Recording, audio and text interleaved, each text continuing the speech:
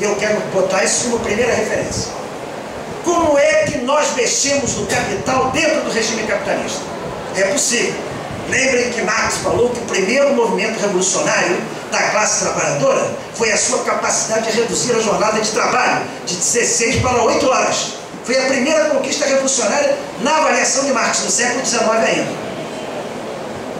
Fundamentalmente, eu entendo hoje que para mexer no capital, nós só temos uma saída diante dessa capacidade desmobilizadora do governo Lula de reacender corações e mentes, que é colocar a população ativa na batalha.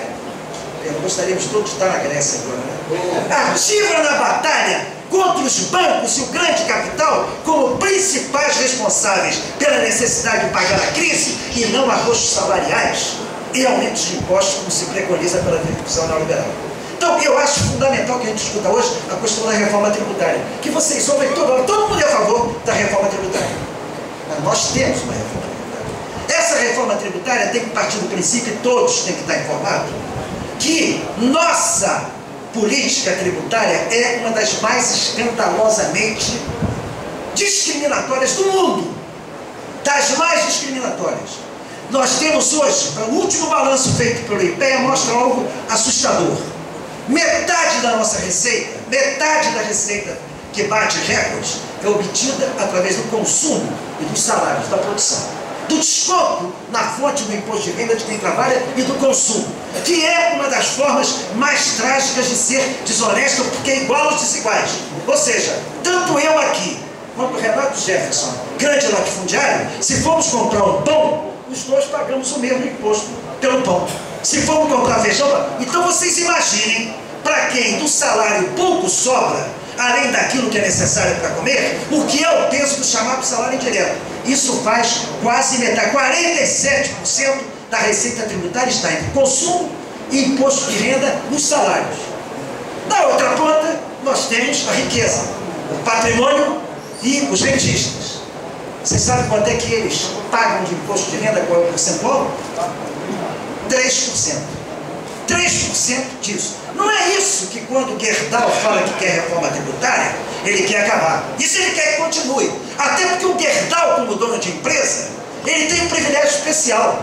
A empresa dele paga um imposto de renda, que aliás é menor, é 15%, é menor que o imposto de renda pago por qualquer um que ganhe mais de R$ 3.300. Porque qualquer um que pague mais, receba um salário maior que R$ 3.300, paga 27% de imposto. Os lucros da empresa do Gerdau, esse bandido que comprou uma siderúrgica em Pernambuco para fechá-la, são de 15%. Nós, no salário acima de 3 mil, porque só pagamos 3 mil, não é um salário que aqui no Brasil considera logo classe média. Qualquer aluguel da Tijuca está ali a R$ 1.500. R$ 3.200, 27%. O Gerdau, no lucro da empresa dele, paga 15%. Mas isso não é mais trágico.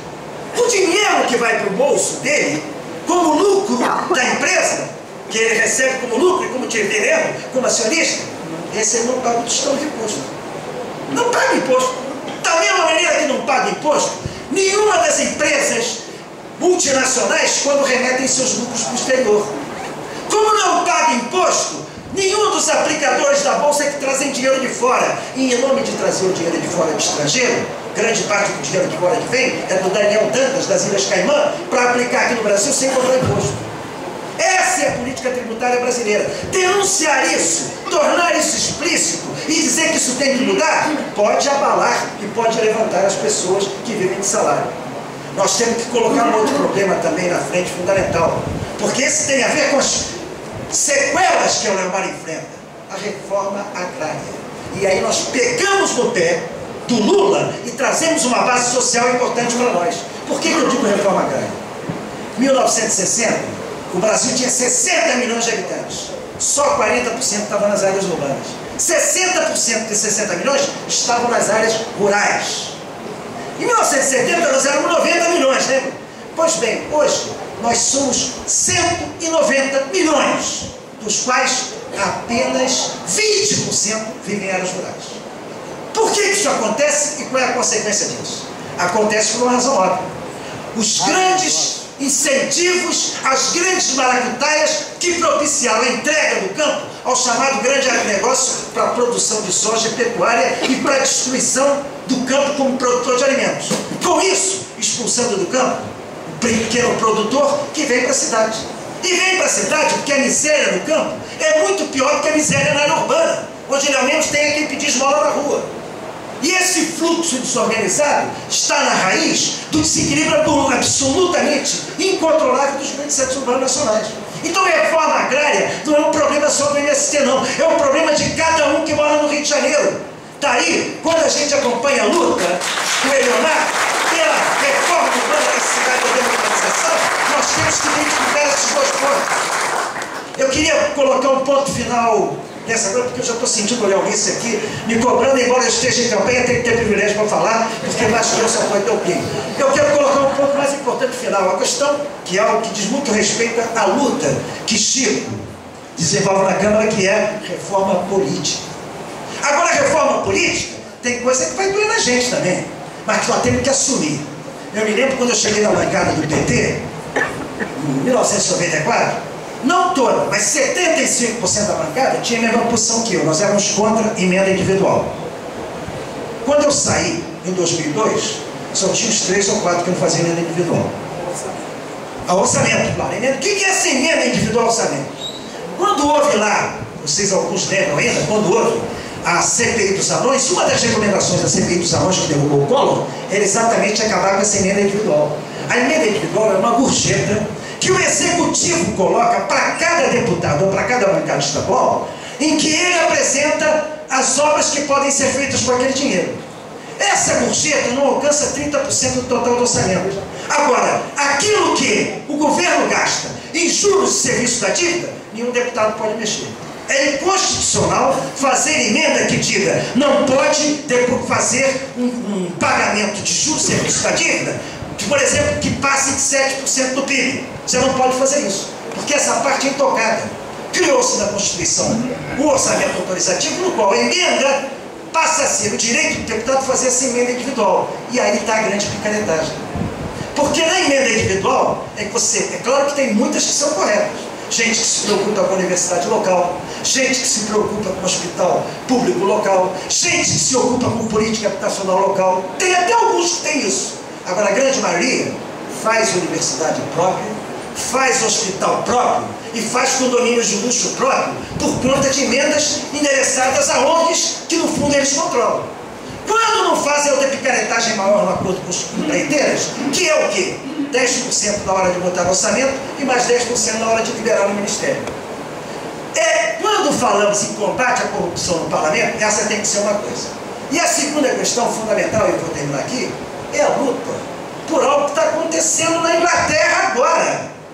Onde está lá a disputa entre os 6 ou meia dúzia e o 9 de cabeça para baixo, que é o conservador, o trabalhista e o liberal-democrata. O liberal-democrata está se dando conta do seguinte: ele tem 20% dos votos no país, mas como é voto distrital, ele não elege nem 10% da Câmara. Então ele está lutando pelo voto proporcional. O que é o voto proporcional que ele quer?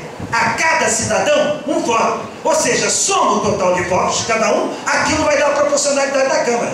É assim aqui? Não. Aqui nós criamos uma picaretagem pela qual se estabelece um piso e um teto. O piso garante 8 deputados no mínimo por representação de Estado. O que fez com que na minha primeira gestão, o deputado proporcionalmente mais barato, mais votado, era um sujeito de São Paulo, um equatoriano naturalizado brasileiro, traficante em São Paulo, que se elegeu por Roraima. Com a maior votação, que era uma votação correspondente, era proporcional maior lá, correspondia a um vereador de nível médio do Duque de Caxias. Então esse estabelecimento de piso e teto é a forma. Vocês reparam que os grandes capitalistas, o poder hegemônico econômico não quer mudar isso, porque é muito mais barato comprar essas bancadas, o chamado baixo clero, do que ter peso real nos centros onde há debate. Então, esses 3 eixos são os eixos pelos quais eu entendo que uma campanha nossa tem que se mover e para o qual tenho certeza vou contar com o apoio de todos vocês. Um abraço.